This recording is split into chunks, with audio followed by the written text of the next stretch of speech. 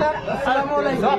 মই এটা কথা মানুহক ক'ব বিচাৰিছোঁ, আজি আমাৰ মিছা সমাজটোৰ হিন্দু মানুহ গৰীব এটাও নাই, চব ধনী মানুহে হয়, একটা ধুনীয়া ধুনীয়া দোকান।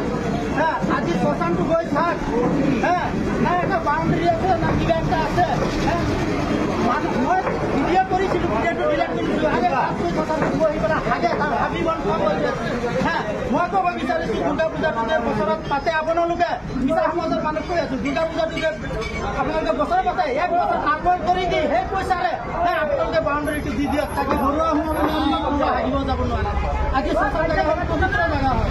আপোনালোকে এইটো ডনেশ্যন কৰে, দুৰ্গা পূজাত 15,000 কোনোবা কৰে 10,000, সেই পইচাটো কাৰ বাবে হয়?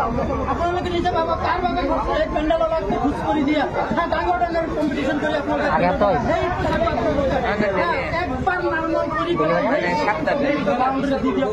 তাকে তাকে এটা মুছলমান শ্মশানটো চাব, মুছলমান সমাজটো গৰীব, তাহাঁতে চাৰিওফালে বাউণ্ডেৰী মাৰিব, আপোনালোকে কেলে নোৱাৰিব? মই মিঠা সমাজৰ ছেক্ৰেটাৰী প্ৰেচিডেণ্টক মই ক'ব বিচাৰিছোঁ, আপোনালোকে এক বছৰ খালি নাৰ্মল কৰি দি পেলাই ডনেশ্যনটো 1,000কৈ বেছিকৈ লৈ পেলাই সেইটো বাউণ্ডেৰী দি দিয়ক। পবিত্ৰ স্থান হয়, আজি মৰিলে এই বিল্ডিংটোত নাথাকিব, সেই জেগাটোতে যাব লাগিব। সেই জেগাটোতে কত মানুহ আহিছে আৰু গৈছে, সেইটো জেগাতে যাব লাগিব। মই অনুৰোধ কৰিছোঁ মিঠা সমাজৰ মানুহক, ছেক্ৰেটাৰী প্ৰেচিডেণ্টক, আপোনালোকে এই কথাটোত ধ্যান দিয়ক। এই শ্মশানত চবেই যাব লাগিব এদিন। মই অনুৰোধ কৰি গৈছোঁ, আপোনালোকে সেই শ্মশানটোত বাউণ্ডেৰী দিয়ক। এক সাজ কম খাওক, এদিন বাউণ্ডেৰীটো দিয়ক, তাকে সেইটো একদিন হ'লে চবৰে যাব লাগিব।